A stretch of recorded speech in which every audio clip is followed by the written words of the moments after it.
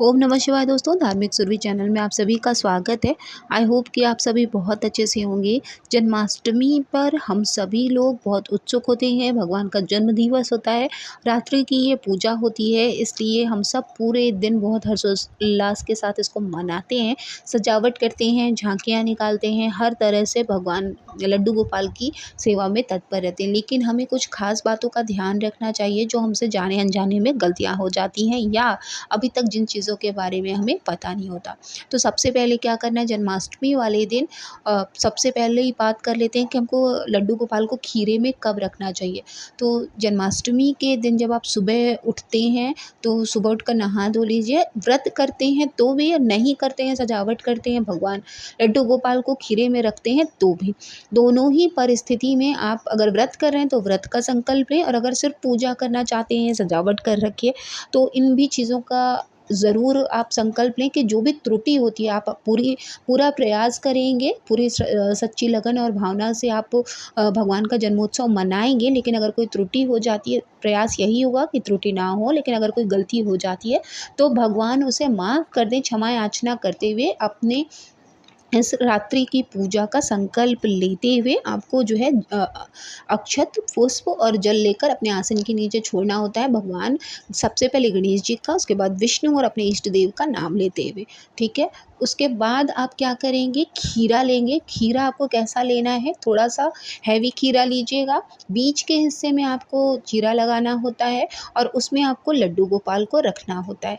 अगर आपको खीरा ऐसा मिले जिसमें थोड़ी-सी भी नाल हो, जिसे नल छेदन के नाम से भी इस जो ये संस्कार है इसको बुलाया जाता है, और ऐसा कहा जाता है कि देवकी के नल छेदन से इसकी जो भी जन्मोत्सव की प्रक्रिया है इसको जोड़ा जाता है। तो अगर आपको खीरा जो डंडी वाली होती है वो मिल जाए तो बहुत ही उत्तम है, नहीं मिलेगी तो कोई बात नहीं, परेशान होने की ज़रूरत नहीं है।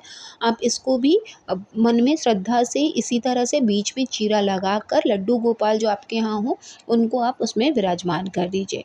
जब आप लड्डू गोपाल को विराजमान करेंगे तो उसके पहले आपको लड्डू गोपाल को अगर साफ़ करना है तो आप क्या करेंगे, साफ़ करने के लिए जिन भी चीज़ों का आप इस्तेमाल करेंगे उसके पहले आपको लड्डू गोपाल को मीठे पानी से धोना बहुत ज़रूरी होता है।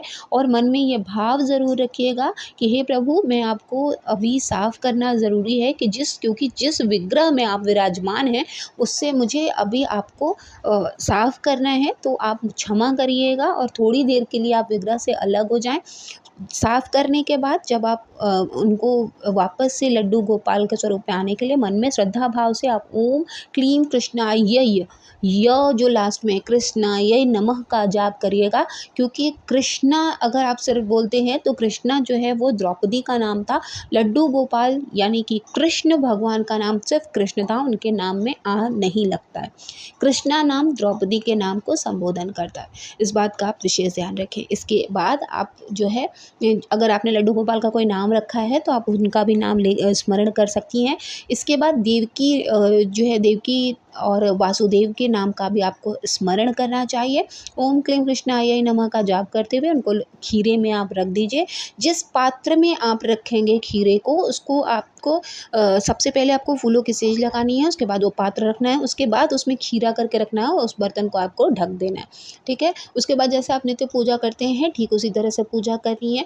रात में जब 12 बजेंगे, जब आप जन्मोत्सव मनाएंगे तो आपको धीरे से उन्हें निकालना है। वापस से ओम क्लीम कृष्णाय नमः का जाप करते हुए घंटी और शंख के आवाज़ से, उसकी ध्वनि से ही इनका जन्मोत्सव मनाया जाता है। उसके बाद आपको चाहे सोहर आती है सोहर गाइएगा या एक भजन गाइएगा, आरती करिएगा, पूजा करिएगा, पंचामृत से स्नान कराइएगा। 5 चीज़ें कहा जाता है कि इनको भोग में ज़रूर मीठे में लगानी चाहिए, जो भी आप लगाना चाहें। धनिया की जो पंजीरी होती है वो आपको ज़रूर भोग में लगाना चाहिए। ये जो पंजीरी होती है उसी को प्रसाद में मुख्य रूप से बाँटा जाता है। उसके बाद पंचामृत बनाइएगा।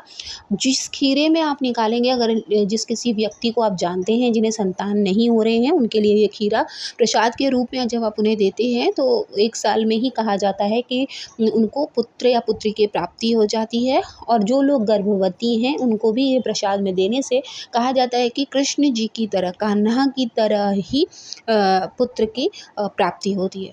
तो ये जो बातें हैं उनको आपको ख़ास ख़्याल रखना चाहिए।